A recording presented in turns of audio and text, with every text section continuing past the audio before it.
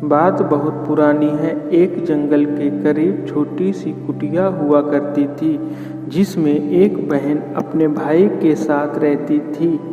वे अनाथ थे। उनका इस दुनिया में अपना कहने वाला कोई नहीं था। दोनों में गहरा जुड़ाव था। बहुत गरीबी में भी वे खुश रहते थे। वे रोजाना जंगल को जाते, जंगली फल फूल इकट्ठा करते और खाते। एक बार ऐसे ही जंगल में कुछ खोजते हुए उन्हें आलू मिले, जिसे खोद कर चखा तो उसका स्वाद कुछ मीठा था। उन्होंने भर पेट आलू खाए। ऐसे ही जंगल से फल फूल कंदमूल फल खाकर उनके जीवन का गुजारा चलता। इस जिंदगी से भी वे बड़े खुश थे। एक बार उसी इलाके में जहां भाई और बहन रहते थे, बारिश की कमी हुई, जिसके कारण सूखे की समस्या आई।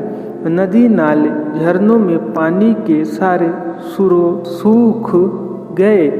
पानी के अभाव में चारों ओर की हरियाली सूखने लगी। पेड़ पौधे से जीवन जाता रहा। पशु पक्षी प्राणी सभी इस सूखे के कारण प्यास से तड़पने लगे। खाने पीने का अभाव होने लगा। यहाँ वहाँ घूमकर भी उन्हें खाने और पीने को कुछ उपलब्ध नहीं हुआ। हरियाली जमीन बंजर जैसे दिखाई पड़ने लगी। दोनों भाई बहन के लिए संकट और बढ़ गया। उन्हें खाने को कुछ भी नसीब नहीं हो रहा था। मुंह में डालने को एक कौर तक मिलना कठिन हो गया। यहाँ वहाँ दर दर की ठोकरें खाते भी उन्हें खाने को कुछ भी नहीं मिल रहा था, जिसके कारण वे दुर्बल और कमज़ोर होने लगे। बड़ी बहन अब भी चलने फिरने की स्थिति में थी। उसे अपने भाई की चिंता थी, इसलिए हिम्मत कर आगे बढ़ रही थी। पर भाई अब तक इतना कमज़ोर हो चुका था कि वह अपनी बहन का पीछा करने की हिम्मत नहीं रखता था। एक दिन उनके साथ एक हादसा हुआ। जंगल में खाने की खोज में भटकते दोनों भाई बहन वहां पहुंचे, जहां उन्हें प्रकृति के सुखद दिनों में मीठे आलू मिले थे। बहुत उम्मीद के साथ बहन ने जमीन खोदना आरंभ किया। मीठे आलू का ख्याल आते ही छोटे भाई के मुंह में पानी आने लगा। उसकी भूख और ज़्यादा बढ़ गई।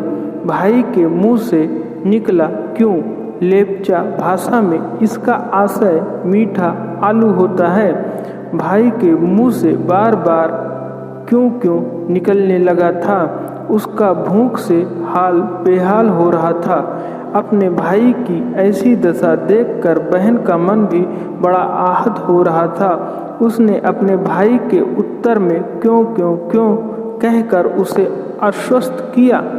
क्यों का लेप्चा भाषा में आशय मैं तुम्हें दूंगा से है। बहन जमीन को लगातार खोदती रही, पर उसे कंदमूल कहीं दिखाई नहीं दिए। बहुत बड़ा गहरा गड्ढा खोदा, पर कंदमूल कहीं दिखे नहीं। रात होने को थी। सूरज अपनी किरणों को समेट चुका था। तभी अचानक उस बड़े गड्ढे में बहन गिर गई। सूखी मिट्टी फिसलती उसके ऊपर गिरने लगी। भाई कुछ समझ पाता इससे पहले ही बहन अपने खुदे गड्ढे में दफन हो गई।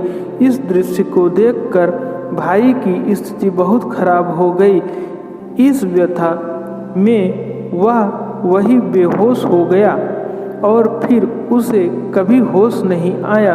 भूख की आग बुझती इससे पूर्व ही दोनों हमेशा के लिए शांत हो गए। लेप्चा समाज में ऐसी मान्यता है कि दोनों की अतृप्त आत्माओं ने पक्षी का रूप लिया है। पक्षी क्यों क्यों की आवाज़ निकालते हैं। जब कोई पक्षी क्यों और अन्य कोई पक्षी क्यों का उत्तर देते हुए सुनाई देता है, तो पुनः उसके मानस में भाई बहन की कथा ताजी हो उठती है। वे समझ जाते हैं कोई खाने की तलाश में है, इसलिए लेप्चा समुदाय उसकी मदद में तत्पर हो जाते हैं।